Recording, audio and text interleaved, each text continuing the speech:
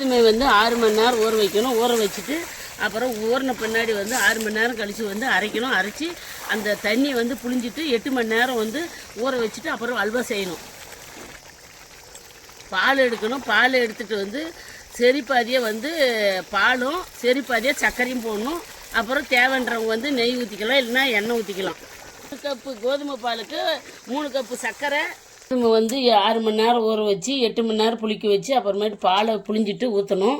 ஊற்றிட்டு அப்புறம் சர்க்கரை போட்டு தேவையான அளவுக்கு பாதிக்கு பாதி சர்க்கரை போட்டு அல்வா செஞ்சால் இப்படி வரும். செஞ்சு பாருங்கள், நல்லா டேஸ்ட்டாக இருக்கும். இது திருநெல்வேலி அல்வா. இருங்க சாப்பிட்டு பார்க்குறேன் எப்படி இருக்குன்ட்டு. பாருங்க, சாப்பிட்டு பார்க்குறேன். இப்படிலாம் சாப்பிட்டுனே இருந்தால் அவ்வளோதான்.